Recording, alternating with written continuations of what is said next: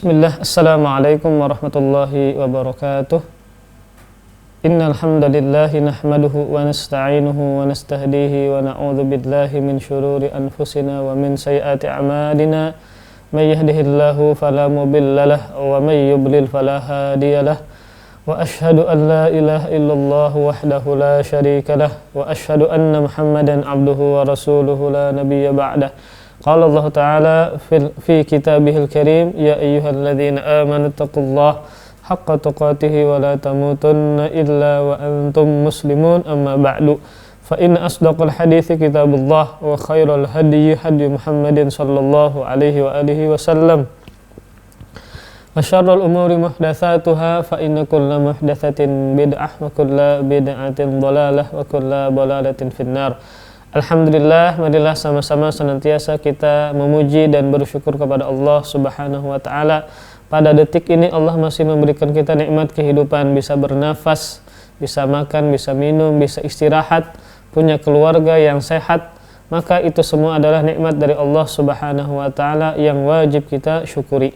Kemudian salawat serta salam semoga selalu terhaturkan kepada junjungan kita Nabi besar Muhammad sallallahu alaihi wasallam, dan juga kepada para keluarga dan para sahabat beliau dan para pengikut beliau, umat beliau sampai hari kiamat, amin ya rabbal alamin.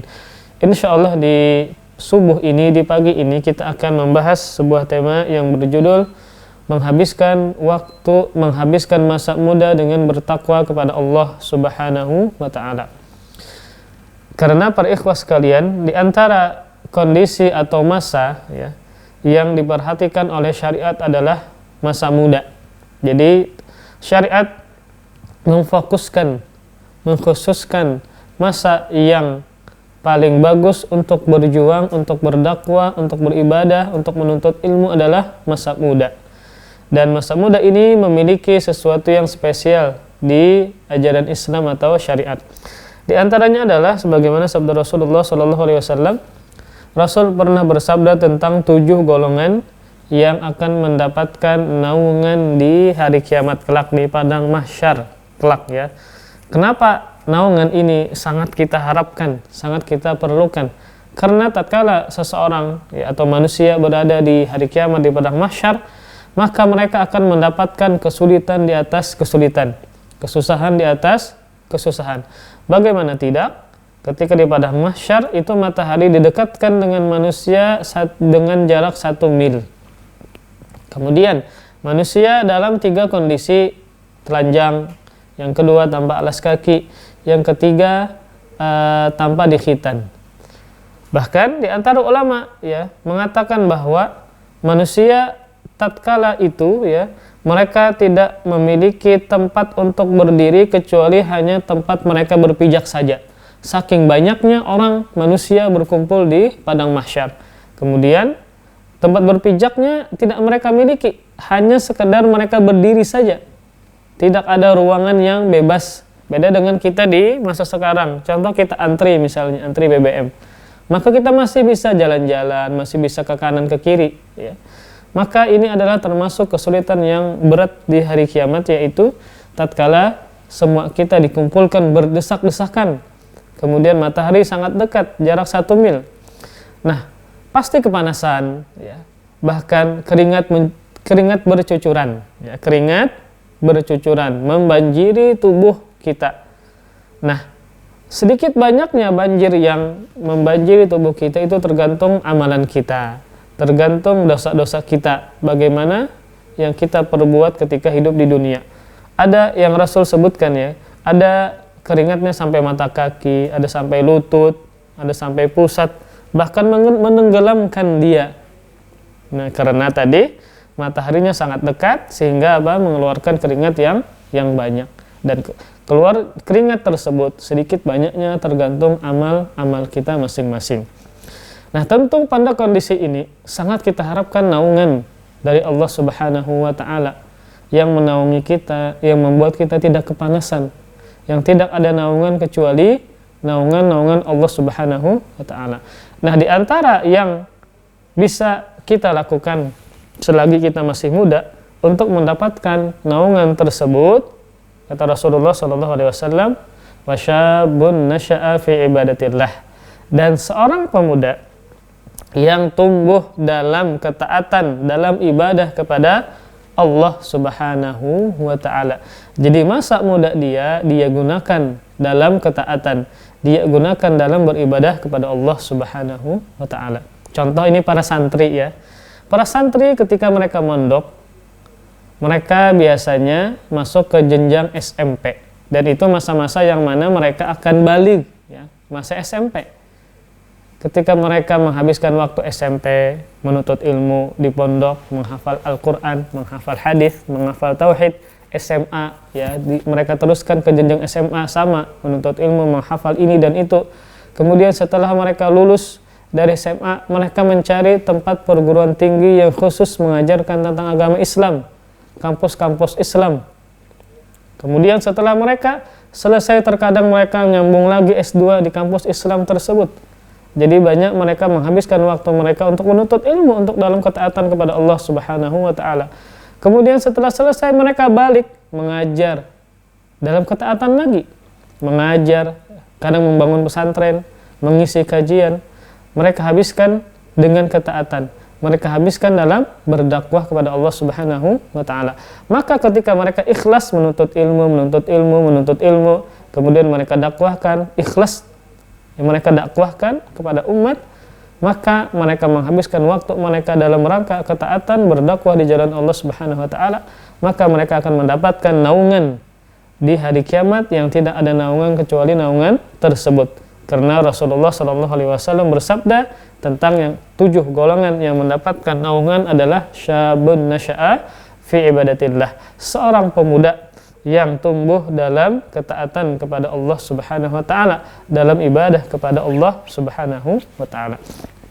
Maka inilah pemuda yang spesial yang digambarkan oleh Nabi Sallallahu Alaihi Wasallam. Mereka menghabiskan waktu mereka dalam ketaatan kepada Allah Subhanahu wa ta'ala, berbeda dengan kebanyakan ya pemuda di zaman sekarang. Nah, maka kita lihat pemuda di zaman sekarang sangat identik dengan poya-poya, identik dengan bergadang, identik dengan pacaran, main game, menghabiskan waktu main game, ya, bergadang, main game, nonton anime, macam-macam.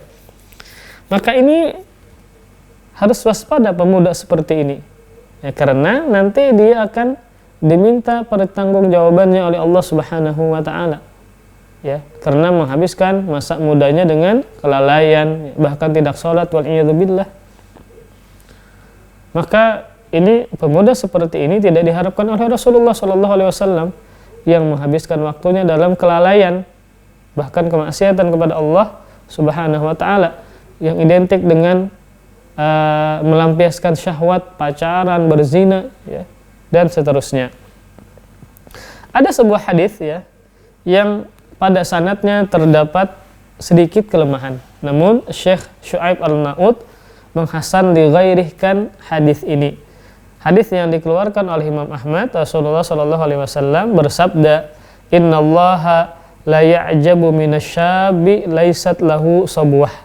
Kata Rasul, sungguh Allah benar-benar kagum, benar-benar takjub dengan pemuda yang tidak memiliki sabwah, tidak memiliki sabwah. Sabwah adalah kenakalan, ya. Sabwah adalah kenakalan.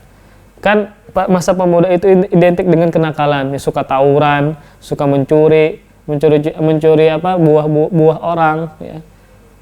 Kemudian membuli, ya. Kemudian banyaklah kenakalan remaja yang mereka lakukan, ya. Terkadang kalau kita sudah tua, ya, ketika misalnya berumur 50 tahun, kadang kita bercerita tentang kenakalan kita di masa remaja ketika ngumpul dengan teman-teman. Oh, kamu dulu ini suka dimarahin guru, kamu suka tidur, kamu ini, yang diceritakan itu tentang kenakalan-kenakalan. Biasanya ketika bertemu dengan teman-temannya dulu ketika reunian, ya seperti itulah gambaran masa muda banyak orang menghabiskan waktu dengan kenakalan-kenakalan.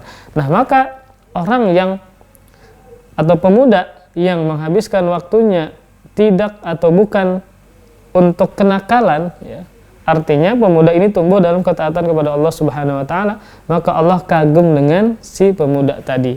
yang mana kita tahu bahwa masa muda identik dengan kenakalan. Makanya ada istilah kenakalan remaja. Bahkan menjadi sebuah kebanggaan, kita sudah tua, kita ceritakan kenakalan-kenakalan tersebut. Ya. Pernah pacaran, pernah mengambil mangga orang, pernah memukul dengan guru, pernah tawuran, ya. Pernah mabuk-mabukan. Maka inilah kenakalan-kenakalan yang terjadi di zaman sekarang bagi para pemuda. Nah, maka Allah Subhanahu wa taala bangga, takjub dengan pemuda yang tidak memiliki kenakalan. Kemudian saking spesialnya juga masa muda, sampai-sampai masa muda akan ditanya oleh Allah secara khusus pada hari kiamat. Perhatikan sabda Rasulullah sallallahu alaihi wasallam, hadis yang diriwayatkan oleh Imam Tirmidzi yang dinilai hasan oleh Syalbani. Kata Rasul sallallahu alaihi wasallam, la tazulu qadama bni Adam yaumal qiyamah min indi rabbih hatta yus'ala an khamsin, an umrihi fima afnah, wa an syababihi fima ablah, wa malihi min aina iktasabahu, wa fima anfaqahu, wa madza amila fima alima. Kata Rasulullah sallallahu alaihi wasallam, tidak akan bergeser kaki anak Adam pada hari kiamat dari sisi Rabb-nya sampai ditanya tentang 5 hal. Yang pertama, tentang umurnya, untuk apa dia habiskan, ya, untuk apa dia habiskan. Maka otomatis semakin panjang umurnya, maka semakin banyak pertanyaan yang Allah tanyakan kepadanya. Sebagaimana semakin orang itu banyak punya harta, maka semakin lama hisabnya dibandingkan dengan orang yang miskin. Jadi kata Rasulullah Shallallahu Alaihi Wasallam, pada hari kiamat kaki anak Adam tidak bergeser, tidak kesana kemari, sampai dia ditanyakan dulu tentang umurnya, untuk apa dia habiskan.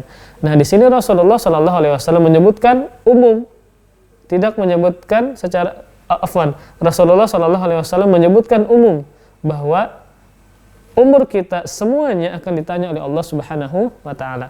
Nah, kemudian Rasul menyebutkan pengkhususan di antara umur tersebut. Kata Rasul, wa an syababihi fima ablah, dan Allah juga akan bertanya tentang masa mudanya, untuk apa dia gunakan. Jadi padahal kan Rasul sudah menyebutkan sebelumnya, Allah akan bertanya tentang umur, untuk apa dihabiskan. Kemudian Rasul sebutkan secara khusus masa muda. Padahal kan masa muda termasuk dari keumuman umur kita. Namun Rasulullah Shallallahu Alaihi Wasallam sebutkan secara khusus, Allah juga bertanya tentang masa muda kita, untuk apa kita gunakan. Ya, untuk apa kita gunakan.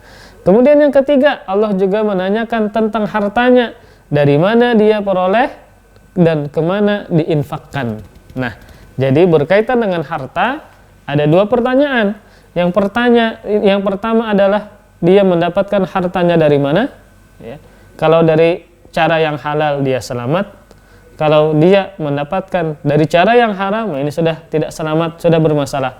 Kemudian kalau seandainya dia mendapatkan harta tersebut dengan cara yang halal, ada pertanyaan lagi. Dan kemana dia menginfakkan, menghabiskan, membelanjakan hartanya tadi?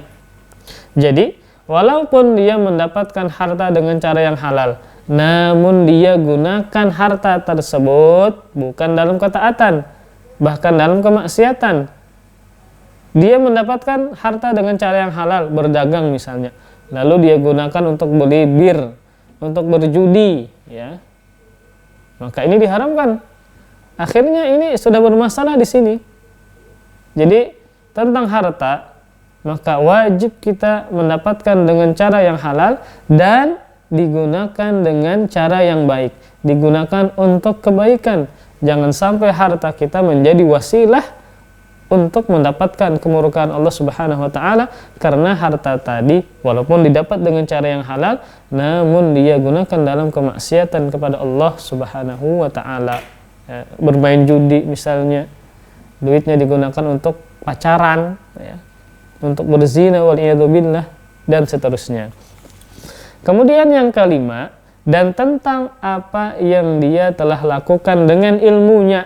Nah, maka ilmu yang kita diwajibkan untuk menuntutnya, kita ditanyakan apakah dia gunakan ilmunya, apakah dia amalkan ilmunya. Karena ilmu itu harus diamalkan, harus dan wajib untuk diamalkan. Bukan hanya sekedar pengetahuan ketika belajar. Kenapa kamu belajar? Ini sebagai pengetahuan saja. Enggak, harus diamalkan. Kita tahu misalnya bahwa harta riba haram, ya diamalkan.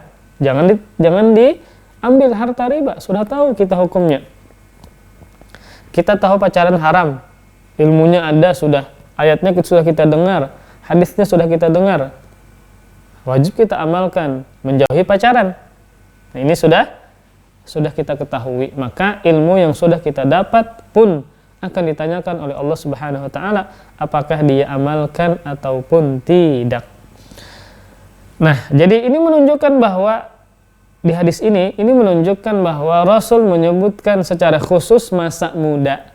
Padahal kan masa muda termasuk keumuman sabda Rasul, Allah akan bertanya tentang umurnya untuk apa dia habiskan. Namun Rasul menyebutkan setelahnya sebagai pengkhususan terhadap masa muda. Dan Allah juga bertanya tentang masa mudanya untuk apa dia gunakan. Ini menunjukkan apa? Bahwa masa muda adalah masa yang spesial. Kemudian, kenapa lagi masa muda adalah masa yang spesial? Yang bahkan sangat ditekankan oleh syariat untuk dijaga. Karena masa muda adalah masa yang mana seseorang mencapai kekuatan terbaiknya. Karena masa muda adalah masa yang mana kekuatan kita berada di puncak-puncaknya. Ini sebagaimana firman Allah Subhanahu wa taala di surah Ar-Rum ayat 54. Allahul ladzi khalaqakum min dha'fin tsumma ja'ala min ba'di dha'fin quwwah tsumma ja'ala min ba'di quwwatin dha'fan wa syaibah yakhluqu ma yasha' wa huwal alimul qadir. Kata Allah Subhanahu wa taala yang artinya Allah lah telah menciptakan kalian dari keadaan lemah. Maksudnya apa? Ketika kita bayi keluar dari perut ibu, kita dalam kondisi lemah. Apa buktinya lemah? Ketika kita masih bayi, kita tidak bisa berdiri, kita tidak bisa merangkak. Pas ketika kita lahir, umur 1 bulan, 2 bulan, ya kita cuma rebahan saja. Kemudian kita kalau kemana-mana diangkat, itu menunjukkan kita lemah. Bahkan kita tidak bisa mengangkat sendok, mengangkat pulpen ketika masih bayi. Itu menunjukkan apa? Kita diciptakan dalam keadaan lemah ketika kita masih bayi. Kemudian kata Allah, kemudian dia menjadikan kalian setelah keadaan lemah itu menjadi kuat. Kapan? Ketika kita sudah dewasa, ya. Ketika kita sudah balik, masa muda. Nah, maka Allah menjadikan kita sebagai orang yang kuat, ya. Kemudian dia menjadikan kalian setelah kuat itu lemah kembali dan beruban. Nah, ini kapan? Ketika sudah berumur menjadi sepuh, ya. Maka kita kembali kepada kelemahan. Inilah proses kehidupan manusia. Ketika masih bayi dia lemah, kemudian ketika dia beranjak remaja, ya, dari balik sampai berumur 40 tahun. Itu adalah masa-masa yang mana dia kuat. Kemudian di atas 40 tahun sudah mulai berkurang kekuatan. Tidak lari, kalau lari tidak secepat dulu, ya. Mata sudah rabun, kemudian penyakit sudah munculan. Ya, intinya banyak sekali kekurangan-kekurangan dari sisi fisik kita, kelemahan fisik kita tatkala kita sudah semakin tua. Hilangnya masa muda kita. Allah kembalikan yang mana asalnya kita kuat menjadi lemah. Kemudian kata Allah Subhanahu wa taala mengingatkan kepada kita, dia menciptakan apa yang dia kehendaki. Maka beginilah yang dikehendaki oleh Allah Subhanahu wa taala tentang proses manusia. Dia lemah ketika bayi, kemudian ketika beranjak remaja dia menjadi kuat, maka disitulah puncak kekuatannya. Kemudian ketika dia sepuh, berumur, maka dia akan menjadi lemah kembali. Kemudian kata Allah Subhanahu wa taala, wa huwal alimul qadir, dan dialah yang Maha mengetahui dan Maha kuasa. Kemudian selain itu, selain masa muda adalah masa yang spesial karena di dalamnya ada kekuatan yang sedang memuncak-muncaknya, masa muda juga merupakan masa yang paling panjang di antara masa yang lain yang akan dilalui oleh setiap orang. Jadi, para ikhwah sekalian, sebagian ulama mengatakan bahwa masa muda itu adalah dilihat dari dimulai dari usia dia balik sampai berumur 40 tahun. Ini sebagaimana perkataan dan pendapat Imam Nawawi, bahwa masa remaja itu, masa muda itu semenjak dia balik sampai dia berumur 40 tahun. Walaupun ada juga ulama yang mengatakan dari usia balik sampai dia berumur 50 tahun. Maka masa-masa itu dikatakan sebagai masa muda. Kita ambil pendapat Imam Nawawi bahwa masa muda itu adalah dari dia balik sampai dia berumur 40 tahun. Nah, kebanyakan orang itu, anak itu dia balik berumur 13, 14, anggaplah dia balik umur 15 sampai 40 tahun. Maka ada berapa tahun? Ada 25 tahun masa muda dia. Nah, dibandingkan dengan masa kecil dia, dari dia bayi sampai umur 15, berarti 15 tahun saja. Kemudian setelah 40 tahun, misal dia cuma berumur 20 tahun setelah menghabiskan masa muda, 40 sampai 20, 60 tahun.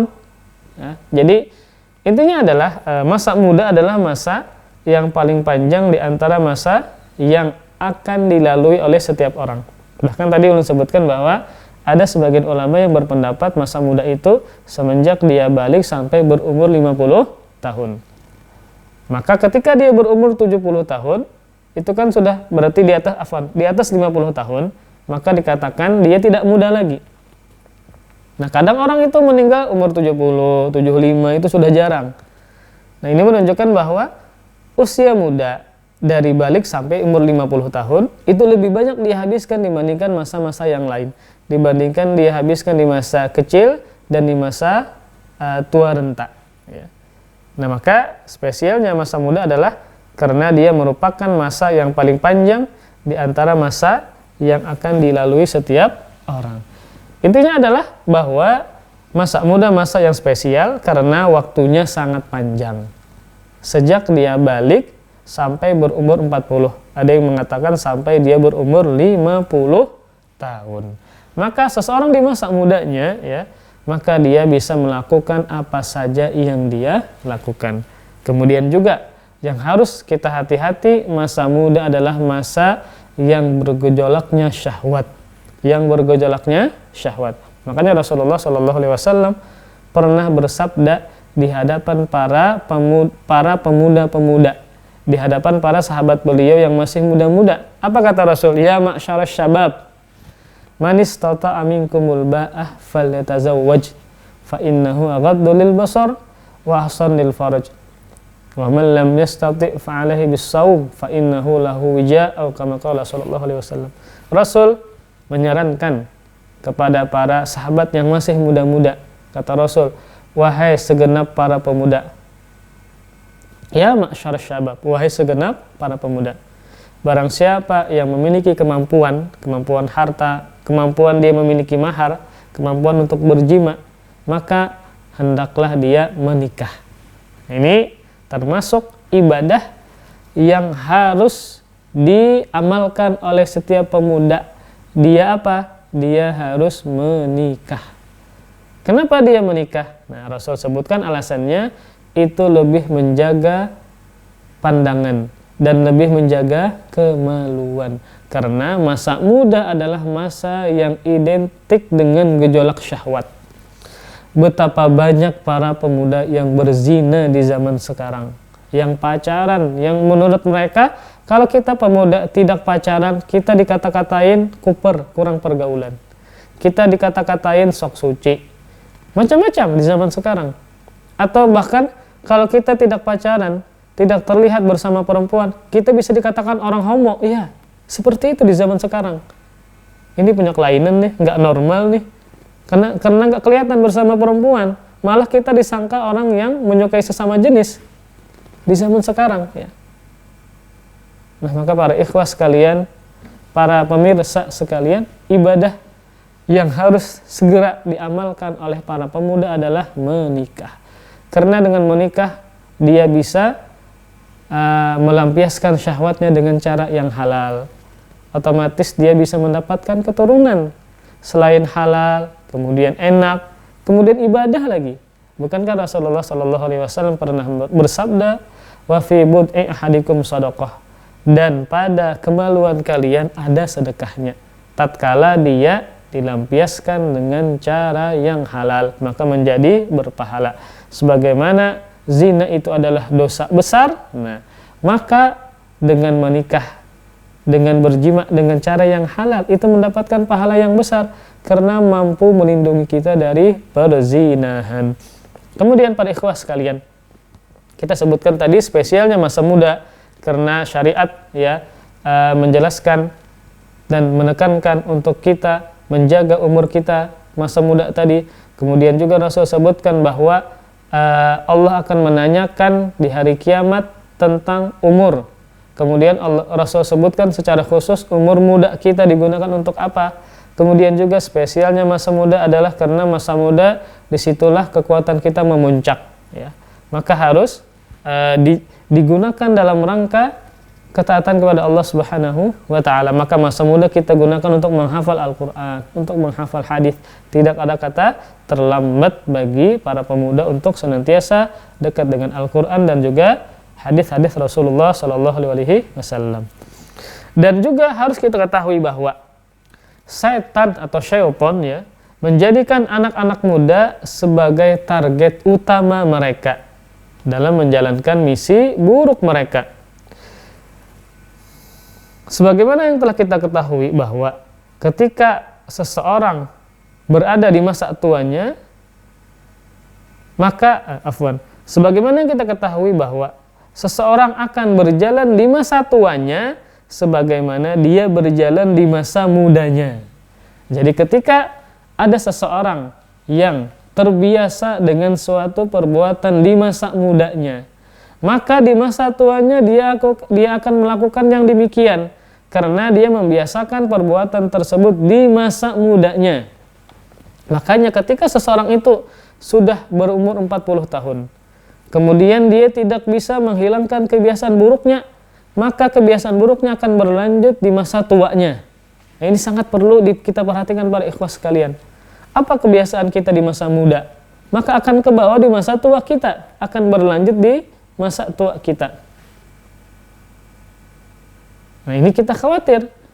Kita khawatir kalau sampai misalnya memiliki kebiasaan yang buruk di masa muda kita, maka akan sulit dihilangkan karena sudah menjadi kebiasaan di masa muda, di masa tua kita. Ya, tentu seperti masalah syahwat antara laki-laki dan perempuan itu berbeda. Kalau perempuan kan kalau sudah punya anak, dia hamil, dia syahwatnya menurun para ikhwas sekalian. Namun laki-laki walaupun dia sudah tua, syahwatnya masih tergerak, masih bisa memuncak. Ya. Kakek-kakek pun syahwatnya masih bisa memuncak. Ya. Beda dengan nenek-nenek, sudah menurun, ya. Terkadang tidak berhasrat lagi kepada laki-laki. Nah, di zaman sekarang kita membaca berita, ada seorang pemuda yang memperkosa seorang nenek. Tidak ditemukan nenek memperkosa pemuda, nggak ada. Maka ini harus kita perhatikan, ya. Masa muda kita dihabiskan untuk apa? Karena akan berlanjut kebiasaan itu akan dia lakukan ketika di masa tuanya. Maka tatkala di masa mudanya ya jatuh ke dalam kemaksiatan, kemudian macam-macam dia lakukan, maka dikhawatirkan masa tuanya pun juga seperti itu. Terbiasa misalnya pacarannya, terbiasa selingkuh macam-macam, maka seperti itu di masa tuanya. Terbiasa berdusta, ya, terbiasa mencuri, maka di masa tuanya pun juga akan demikian. Ini sebagaimana perkataan seorang penyair ya, tentang keburukan-keburukan di masa muda itu bisa berlanjut di masa tuanya. Walaupun ini tidak mutlak ya, namun dikhawatirkan seperti itu. Namun kita ulun-ulang, ini tidaklah mutlak. Betapa banyak orang yang bertaubat kepada Allah Subhanahu wa taala di masa tuanya. Di masa tuanya ya, ketika di masa muda dia sudah berbagai macam kemaksiatan dia lakukan. Namun Allah Subhanahu wa taala memberi hidayah kepada dia bertaubat di usia senjanya. Namun ini kita katakan ya, bahwa kita harus hati-hati ya. Karena kebiasaan itu akan kebawa, kebiasaan di masa muda itu sangat besar kemungkinannya terbawa di masa tuanya.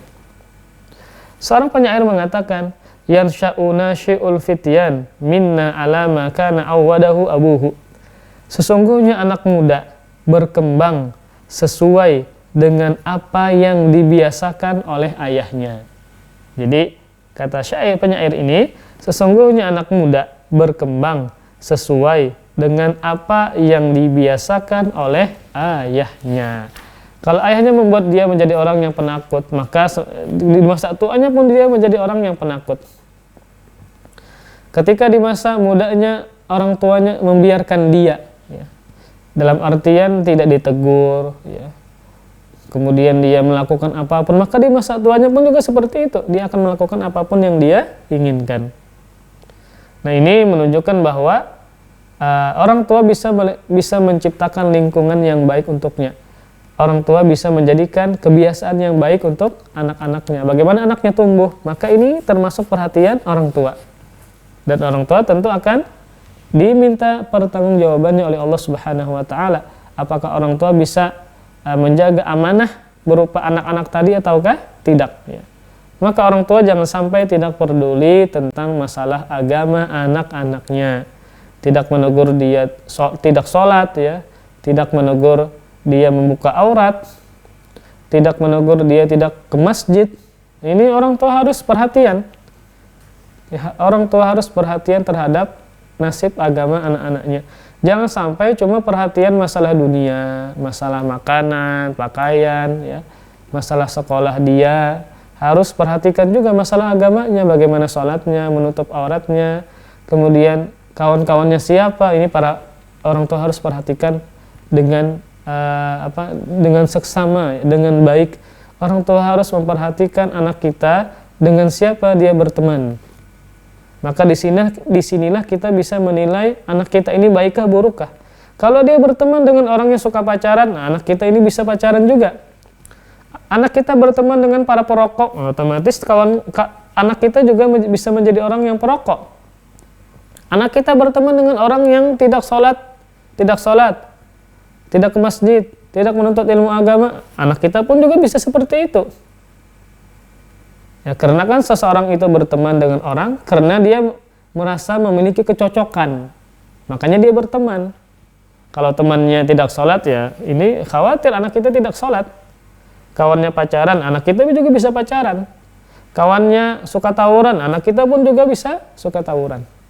Maka perhatikan para orang tua agar melihat, ya, kemudian harus peduli dengan nasib agama anak-anaknya.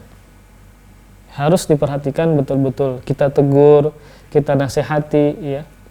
Kemudian para ikhwah sekalian, di dalam Al-Qur'an, ya, Allah Subhanahu wa taala banyak menyebutkan tentang contoh-contoh anak-anak muda yang luar biasa, yang mana di masa muda mereka ternyata dijadikan sebagai sarana untuk berdakwah di jalan Allah Subhanahu wa taala. Kemudian juga mereka tegar, mereka sabar menghadapi ujian dan rintangan. Padahal ketika itu mereka masih muda, ya masih muda, namun kesabaran mereka, keteguhan mereka dalam rangka berdakwah di jalan Allah, maka mereka sangat luar biasa. Di antara pemuda yang sangat hebat, ya, yang menghabiskan masa mudanya berdakwah di jalan Allah Subhanahu wa taala adalah Nabi Ibrahim alaihissalam. Nabi Ibrahim alaihissalam, ketika beliau hanya sendiri, ya, yang beriman kepada Allah Subhanahu wa taala, Nabi Ibrahim pun menyuruhkan tauhid, ya, agar orang-orang tidak berbuat syirik kepada Allah sedikit pun. Nyatanya kaumnya kan tidak memperdulikan beliau.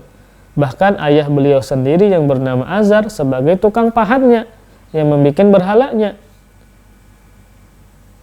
Nah, maka beliau sendirian, ya. Beliau berdakwah di jalan Allah Subhanahu wa taala dan berani menghancurkan patung-patung tersebut sendirian, subhanallah.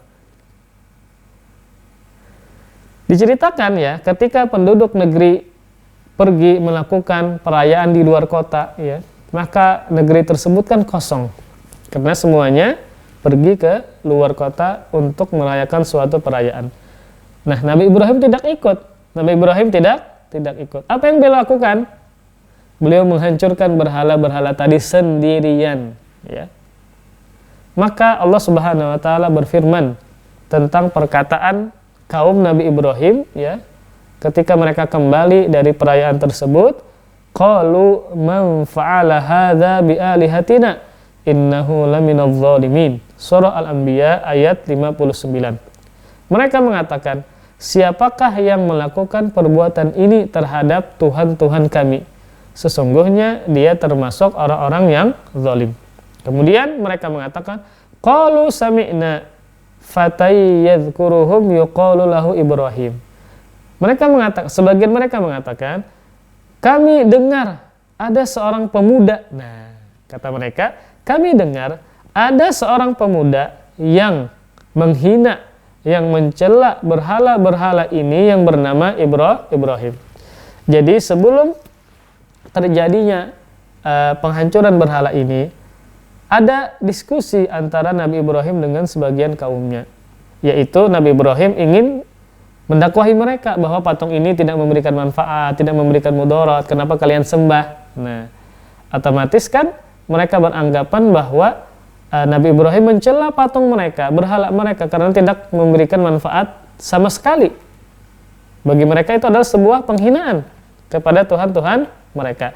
Nah, ketika mereka kembali dari perayaan, ternyata patungnya hancur, disisain satu yang paling besar, dikalungkan kapak lagi. Kemudian mereka mengatakan, qalu sami'na fatay yadhkuruhum yuqalu lahu Ibrahim. Kami dengar ada seorang pemuda yang mencela berhala-berhala ini yang bernama Ibrahim. Maka ini menunjukkan bahwa ketika itu beliau diangkat sebagai nabi dan rasul dalam masa muda beliau. Dan subhanallah, keberanian beliau luar biasa dalam berdakwah, dalam menghancurkan berhala-berhala tadi. Tentu kita dalam ayat ini, kita tidak tahu umur Nabi Ibrahim secara persis, ya. Umur Nabi Ibrahim secara persis ketika itu kita tidak mengetahui. Namun kita mengetahui bahwa waktu itu ketika beliau berdakwah, ketika beliau menghancurkan patung-patung tadi, beliau dalam keadaan masih muda. Makanya mereka mengatakan fatan, pemuda. Maka ketika itu pemuda, bisa jadi umur Nabi Ibrahim itu belasan tahun saja, ya, bisa jadi masih muda sekali. Namun perhatikan bagaimana Nabi Ibrahim berjuangnya, ya, di dalam dakwah beliau ketika masih muda dan sangat pemberani, dengan berani menghancurkan patung-patung milik kaumnya.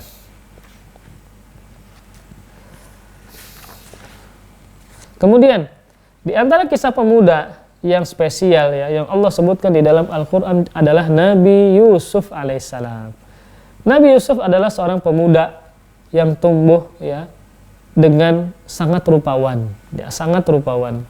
Namun kan ceritanya sebelumnya adalah beliau bermimpi, inni ra'aitu ahada asyara kaukaba. Beliau bermimpi melihat 11 bintang, yang mana 11 bintang ini sujud kepada beliau.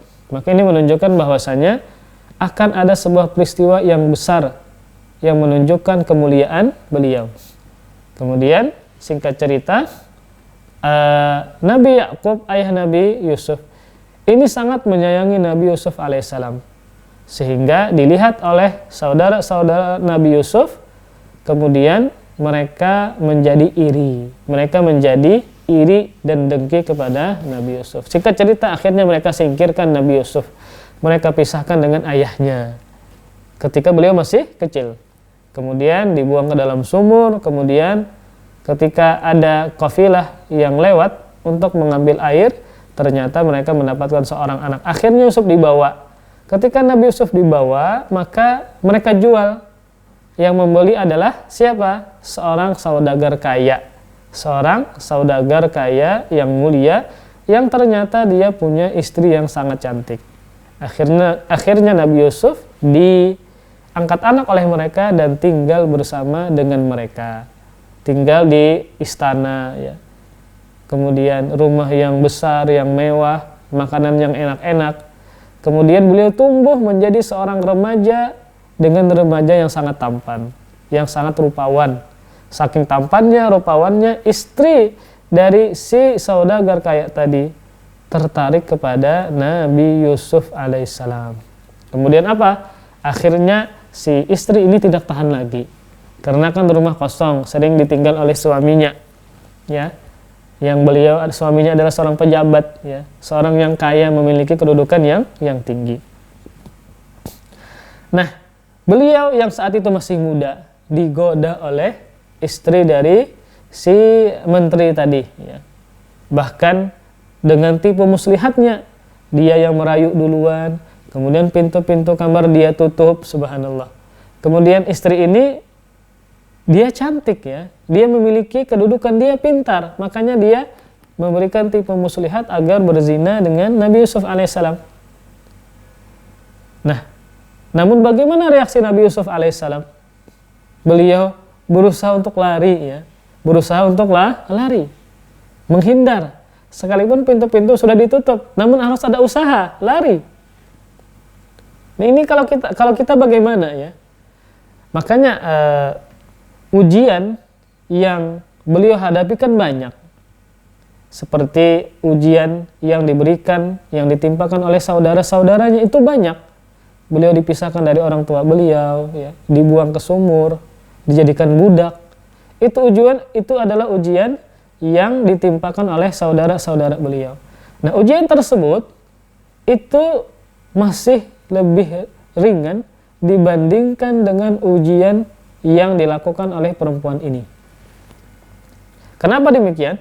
Karena ujian-ujian yang ditimpakan oleh saudara-saudara beliau itu tidak ada kenikmatan di dalamnya, tidak ada kelezatan di dalamnya, murni kesulitan, sehingga beliau harus sabar. Beda dengan ujian yang berupa perempuan, ajakan perempuan. Nabi Yusuf ketika itu masih muda, belum menikah, yang mana syahwat memuncak ketika masih muda. Kemudian beliau tinggal di negeri asing, bukan di negeri sendiri. Terkadang orang itu lebih berani untuk berzina, untuk bermaksiat, minum-minum di negeri orang, di kota orang, bukan di kota sendiri.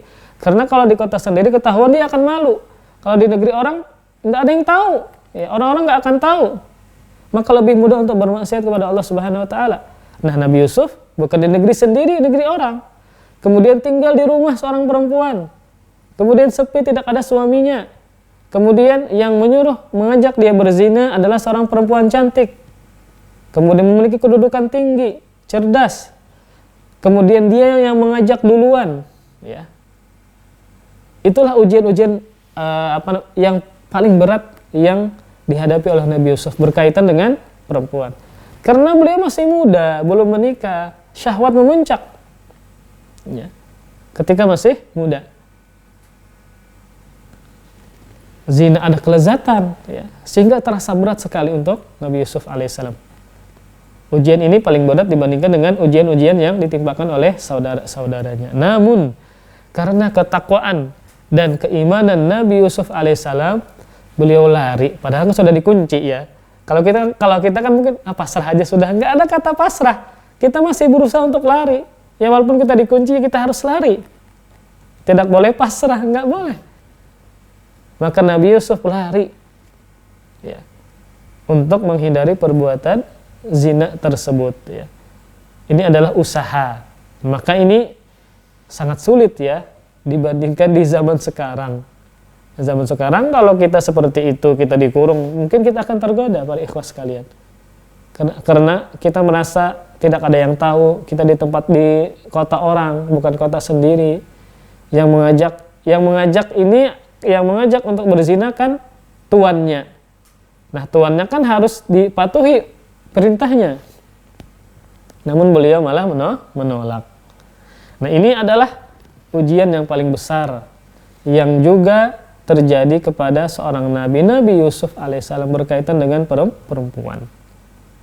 Nah, di zaman sekarang kita lihat bahwa para pemuda identik dengan pacaran, identik dengan perzinahan, ya, identik dengan syahwat lah, seperti itu. Nah, maka lihatlah Nabi Yusuf alaihissalam, ketakwaan beliau, keimanan beliau menjauhkan beliau dari perbuatan zina. Nah, inilah sedikit ya yang kita bisa bahas tentang keharusan kita menghabiskan masa muda kita dengan ketakwaan kepada Allah Subhanahu wa taala. Di antara alasannya adalah karena masa muda, masa yang Rasul sebutkan secara khusus, Allah akan meminta pertanggungjawaban kepada kita. Untuk apa kita habiskan masa muda kita? Kemudian masa muda juga adalah masa yang lagi puncak-puncaknya kekuatan. Maka gunakanlah dalam ketaatan kepada Allah Subhanahu wa taala, menghafal Quran, menghafal hadis. Bagaimana dulu para sahabat Rasulullah SAW, mereka masuk Islam dalam keadaan masih muda.